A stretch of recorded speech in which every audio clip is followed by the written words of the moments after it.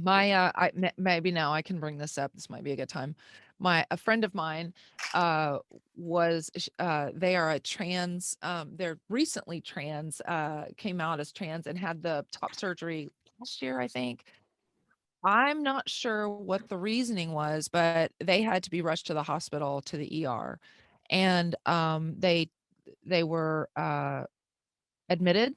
They took blood and tested for COVID, and then they discharged them because they were trans and didn't want to treat them.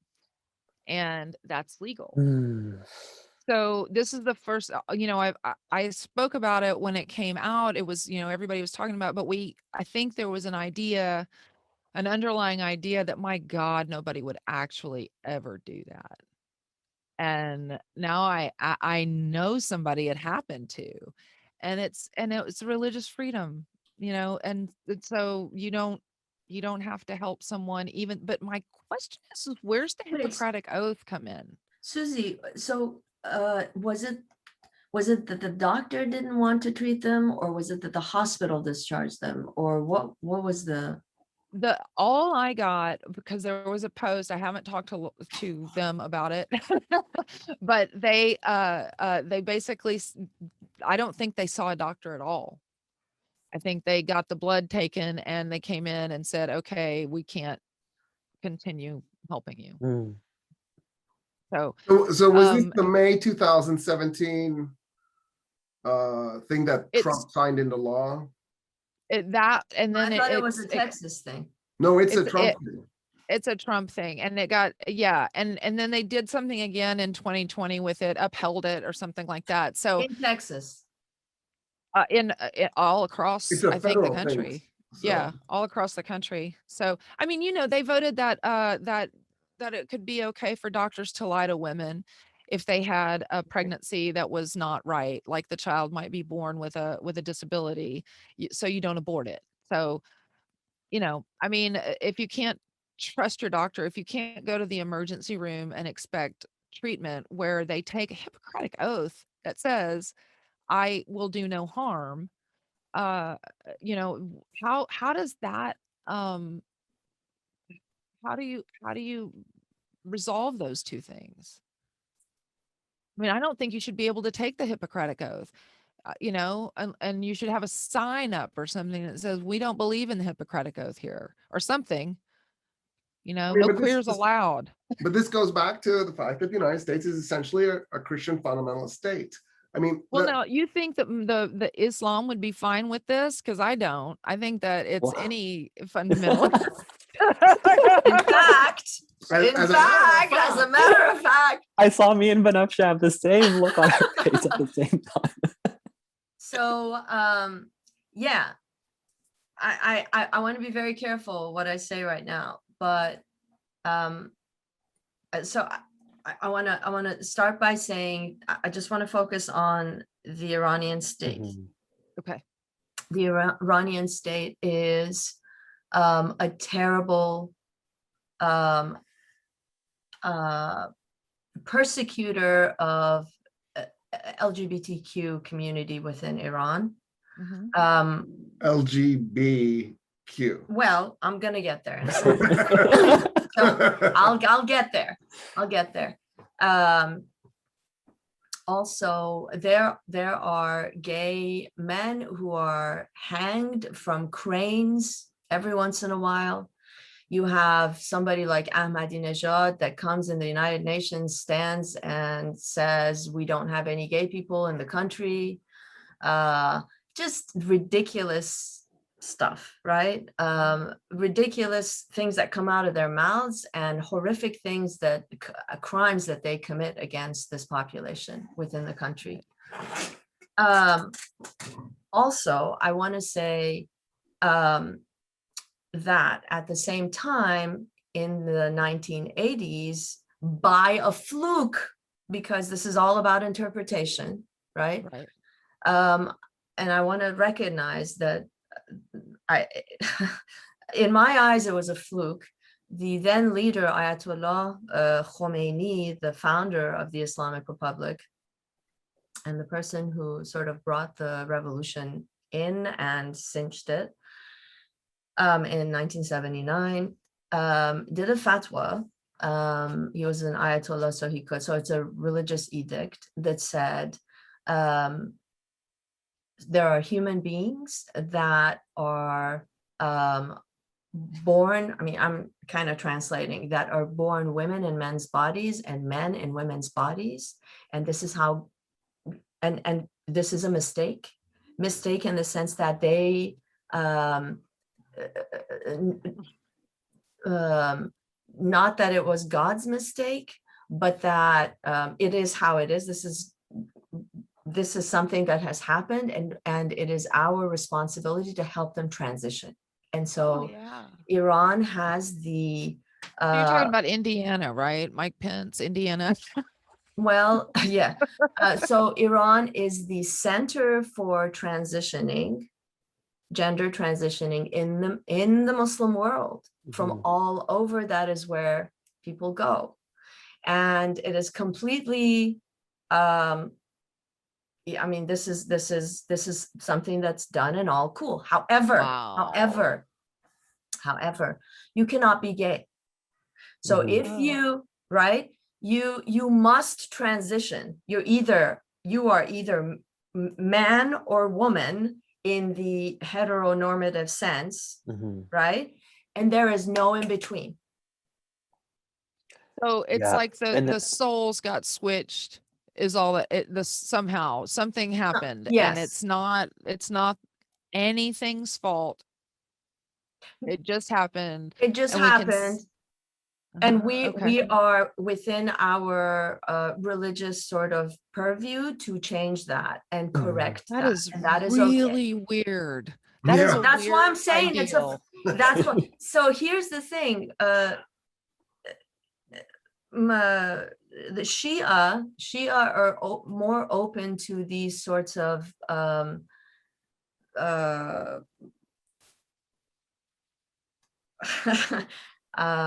these sorts of, I don't want to put names on things, but these sorts of interpretations. Okay. Yeah. More open to radical interpretations of things. Yeah.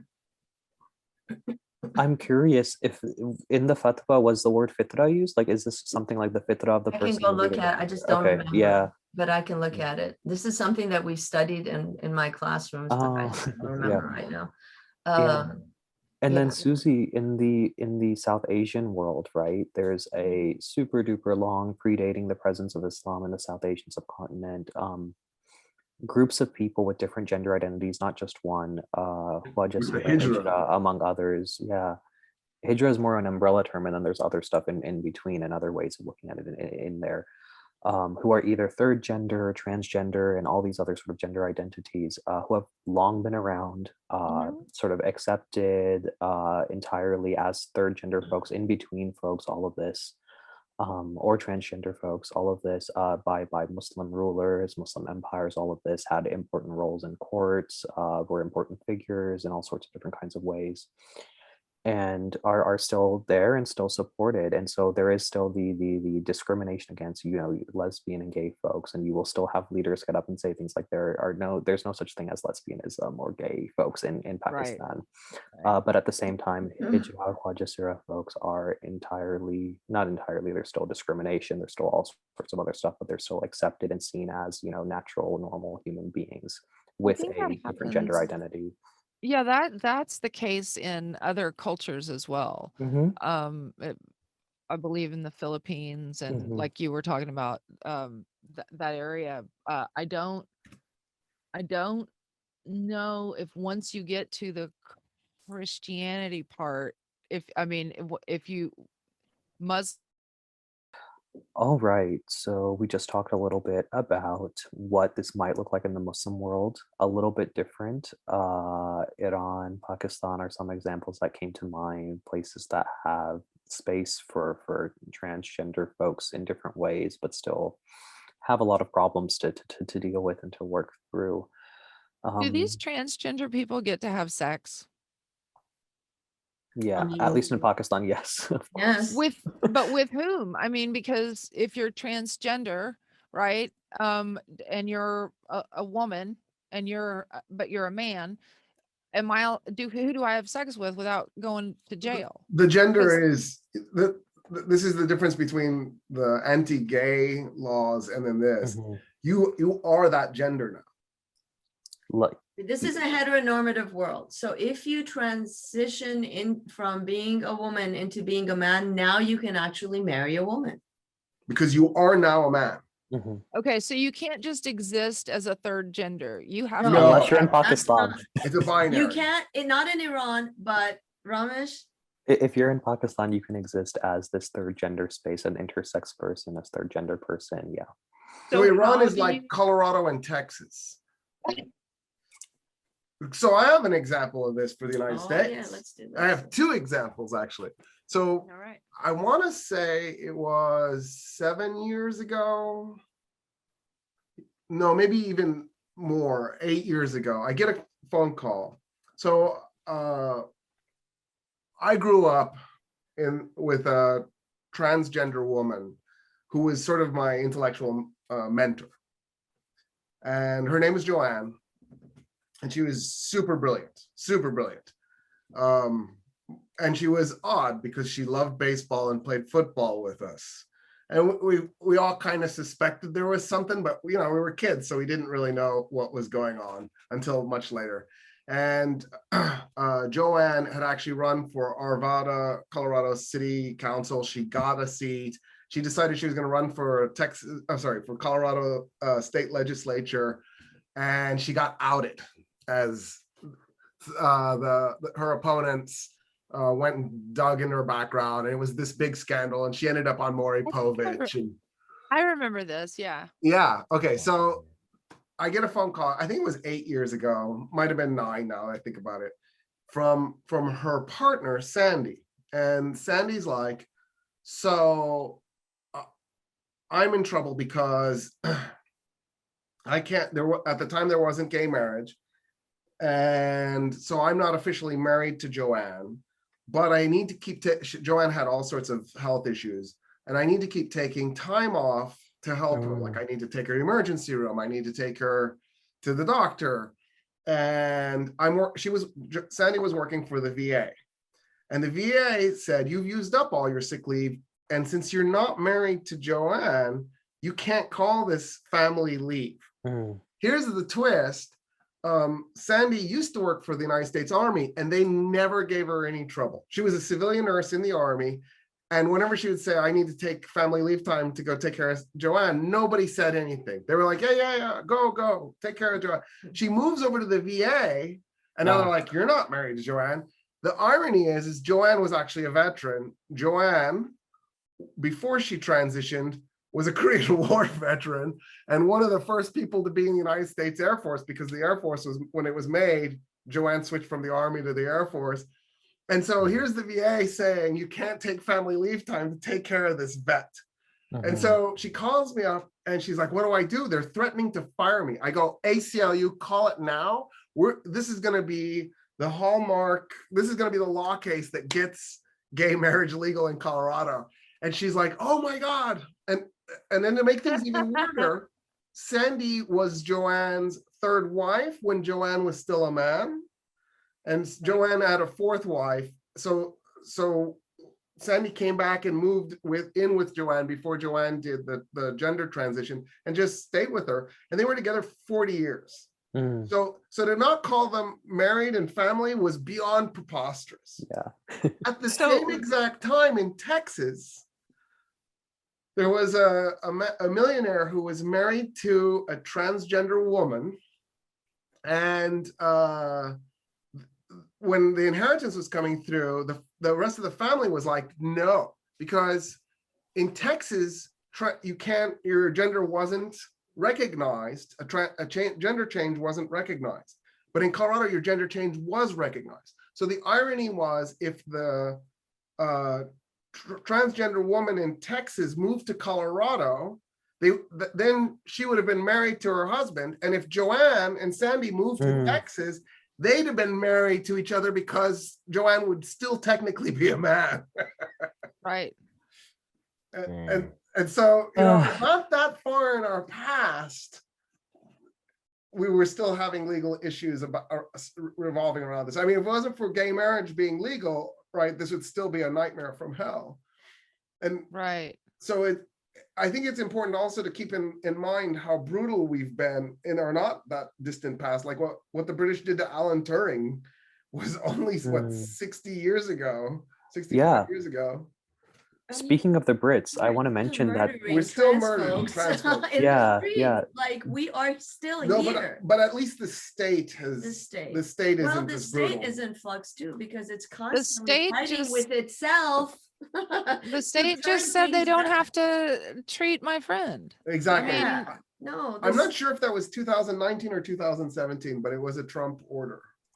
Yeah, no, and they reinstate or made it, whatever, it came around again in 2020 and they okayed it again. So that was just recently. I think it's important to notice that we are not there. We are not there. We are infighting. We are still quite confused about, we're further along than say the Muslim world, but we're still the same sort of literalist forces. I want to say that we're behind Pakistan. Like I think that when I think were that's fair. a trans or Pakistan The fact that there's a third gender in Yeah, Pakistan yeah, is yeah. mind-blowing. Thank you. I also want to mention that the laws, the code that is used to prosecute homosexual relationships in Pakistan, in India, and in a number of other former British colonies is the same code. It's section 377, the same in all of these disparate places.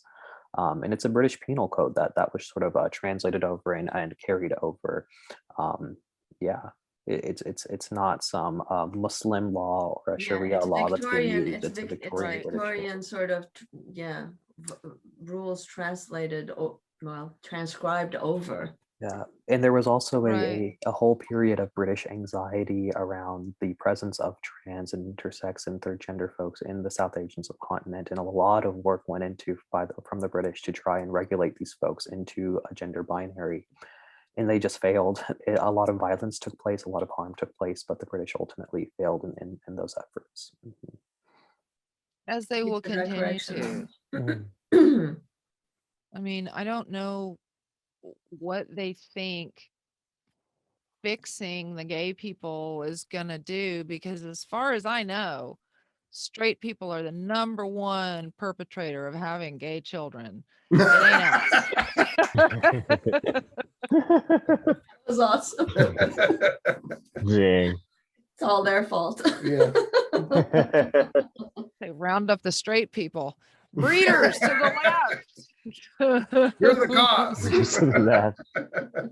Dang. Quit making the gay babies. Wow. Well, what do you God. think? Are we good? Do you I think think that's a we're good wrap good. up point? That's the best wrap up. Yeah. Breeders to the left. Yep, that's All right. Well, yeah, this is such an open-ended, such a disturbing,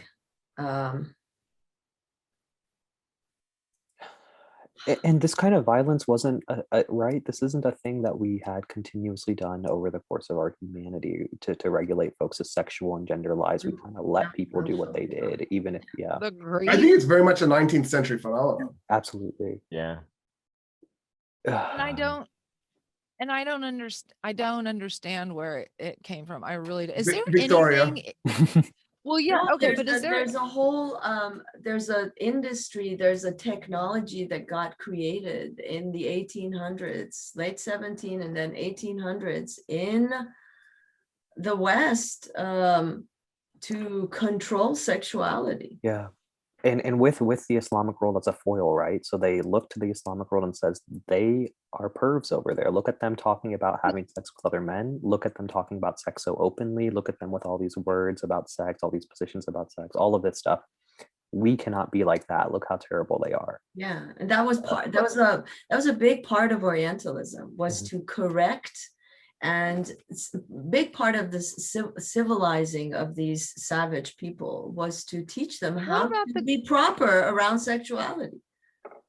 What about the Greeks? I mean, we know all about their sexual proclivities, and we still invoke them as, the philosophers of old and who we go to as democracy, right? We still think they were our father of democracy In or our head, whatever. Greeks are So Victorians now. They're white Anglo-Saxon folks in our they head. are, right? They've totally become that. It's true. But it's not But all the Greeks that we look to. It's really just the Mm. Athenians that we look to, because the Spartans were very different. All the Greek city-states were really different. I think we actually like the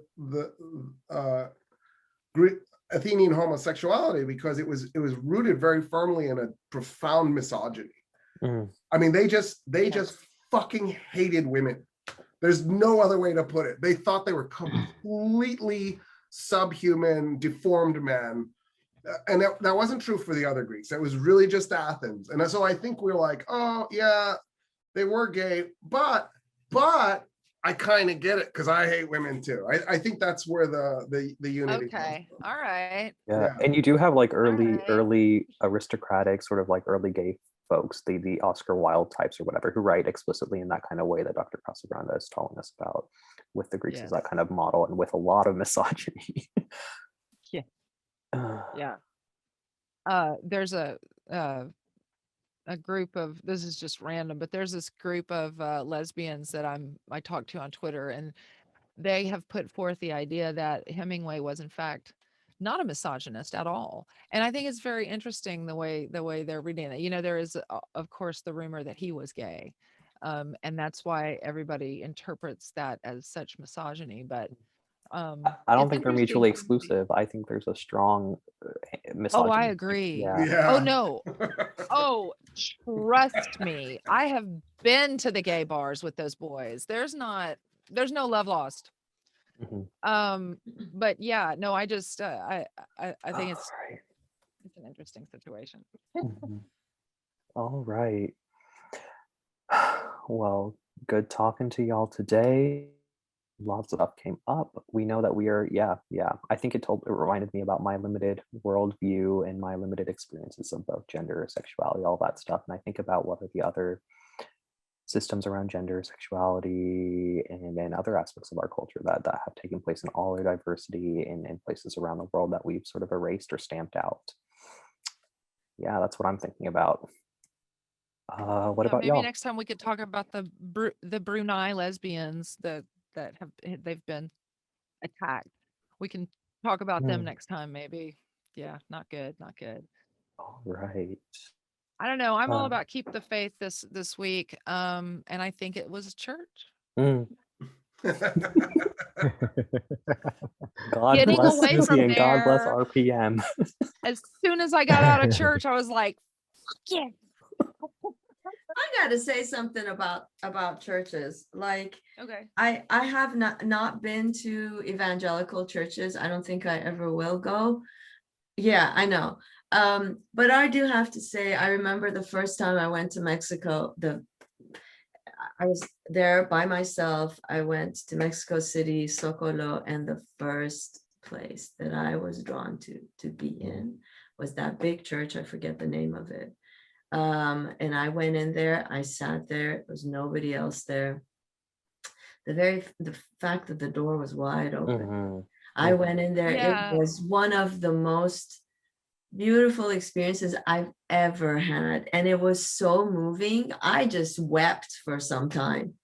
Like, there are some space, I don't care, like, right? Just there's some spaces set aside for internal transformation, and I'm open to those spaces. Like, Absolutely. I'm thankful for them. I don't care what tradition. It's just, now evangelical stuff is all a whole nother animal. Well, okay, let me just say this about that. They have, They are. They would erase everything, destroy everything if they could. Their churches are like 10 buildings though, with no windows. I mean, you go in, you know what I'm saying? You drive by them on the freeway and they're just these big buildings with no windows and a steeple. Those are charismatic kind of churches. The evangelical ones are big buildings that you can broadcast from. And then you go into a Catholic one and you're like, this is what they mean. This is what they mean. You know, this is Yeah, gorgeous. to Or me- an yeah. Orthodox one. I've Yeah. seen To me, Orthodox spaces yeah. in Iran. Yeah. The Armenian Orthodox churches. So beautiful. Very much like the Catholic ones. Yeah. Yeah, Like, to there's me, it's nothing just to me, it's like a black church. It's just the Mhm. singing. You know what I mean? It's just being Yeah. immersed in the singing. It's like I don't believe in any of the words, but man, these voices are powerful. They're Right? moving. They give you shivers, and that's my thing. That's right. That's right. It's just it's all the joy. It's all the Uh-huh. joy that it brings that Yeah. repulses me. Mhm.